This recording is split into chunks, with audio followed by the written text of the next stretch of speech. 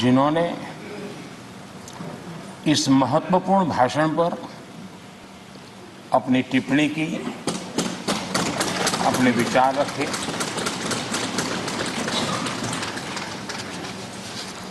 आदरणीय अध्यक्ष जी, मैं अपनी बात बताने से पहले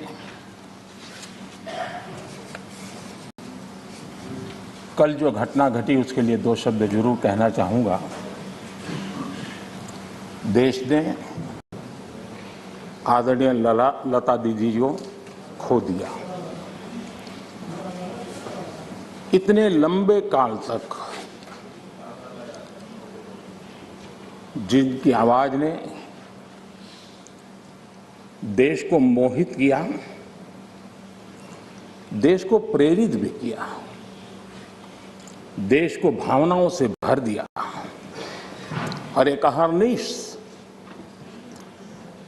सांस्कृतिक धरोहर को मजबूत करते हुए और देश की एकता को भी करीब करीब 36 भाषाओं में उन्होंने गाया। ये अपने आप में भारत की एकता और अखंडता के लिए भी एक प्रेरक उदाहरण है। मैं आज आदरणीय लता दीदी जी को आदरपूर्वक श्रद्धांजलि देता हूं। आदरणीय अध्यक्ष जी, इतिहास इस बात का गवाह है कि द्वितीय विश्व युद्ध के बाद विश्व में बहुत बड़ा बदलाव आया। एक नया वर्ल्ड ऑर्डर जिसमें हम सब लोग जी रहे हैं। मैं साफ देख रहा हूं कि कोरोना काल के बाद विश्व एक नए वर्ल्ड ऑर्डर की तरफ, नई व्यवस्थाओं की तरफ बहुत तेजी से आगे बढ़ रहा है। एक ऐसा टर्निंग पॉइंट है कि हम लोग एक भारत के रूप में इस अवसर को गंवाना नहीं चाहिए। मेन टेबल पर भारत की आवाज भी बुलंद रहनी चाहिए। भारत ने एक लीडरशिप रोल के लिए अपने आप को कम नहीं आंकना चाहिए और इस परिप्रेक्ष्य में आजादी का अमृत महोत्सव, आजादी के 75 साल अपने आप में एक प्रेरक अवसर है। उस प्रेरक अवसर को लेकर के, नए संकल्पों को लेकर के देश जब आजादी के 100 साल मनाएगा तब तक हम पूरे सामर्थ्य से, पूरी शक्ति से, पूरे समर्पण से, पूरे संकल्प से देश को उस जगह पर लेके पहुंचेंगे। ये संकल्प का समय है। आदरणीय अध्यक्ष जी, बीते वर्षों में देश ने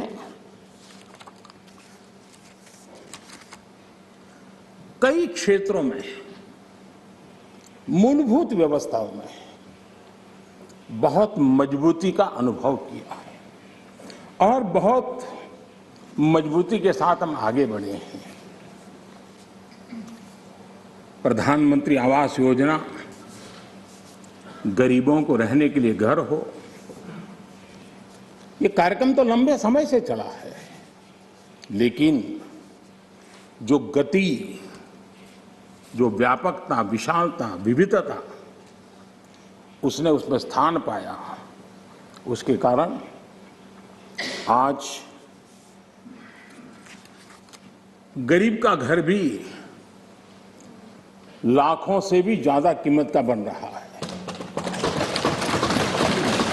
और एक प्रकार से जो भी पक्का घर पाता है वो गरीब आज लखपति की श्रेणी में भी आ जाता है। कौन हिंदुस्तानी होगा जिसको इस बात को सुनकर के गर्व न हो कि आज देश के गरीब से गरीब के घर में शौचालय बना है। आज खुले में शौच से देश के गांव भी मुक्त हुए हैं। कौन खुश नहीं है? कौन खुश है?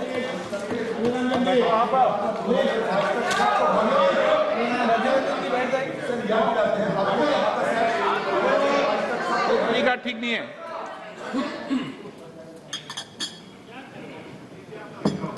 हो गया? प्लीज अधीर रंजन, मैं बैठने के लिए तैयार हूं।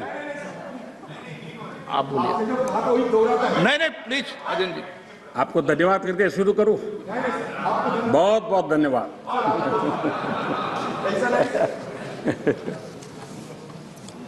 आपका प्यार अजरा अमर रहेगा।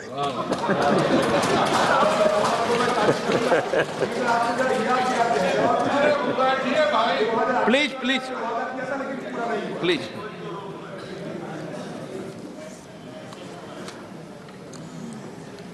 आजादी के इतने सालों के बाद गरीब के घर में भी जब रोशनी होती है तो उसकी खुशियां देश की खुशियों को ताकत देती हैं।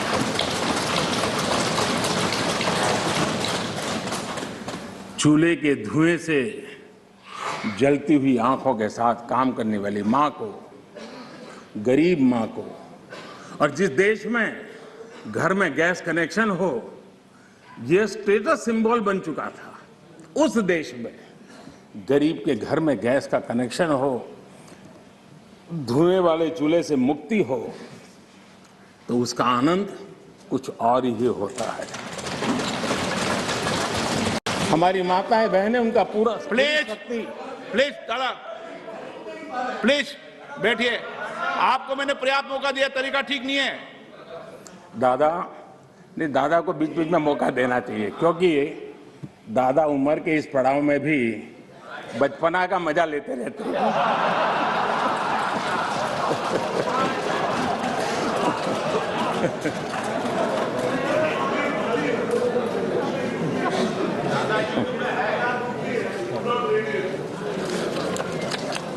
आज गरीब का बैंक में अपना खाता हो,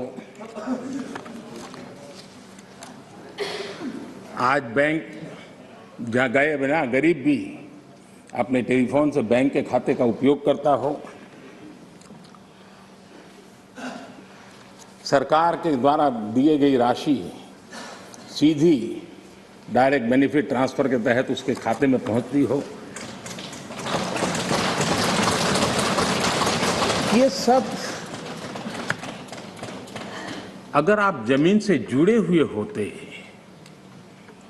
अगर आप जनता के बीच में रहते होते, तो जरूर ये चीजें नजर आती, दिखाई देता।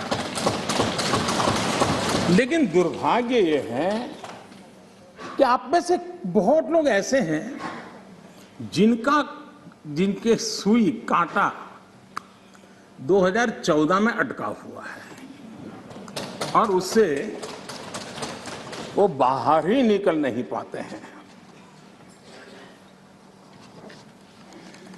और उसका नतीजा भी आपको भुगतना पड़ा है। आपने जो अपने आप को एक ऐसी मानसिक अवस्था में बांध के रखा है, देश की जनता आपको पहचान गई है। कुछ लोग पहले पहचान गए, कुछ लोग देर से पहचान रहे, और कुछ लोग आने वाले समय में पहचानने वाले हैं। अब देखिए, आप जब इतना सारा लंबा उपदेश देते हैं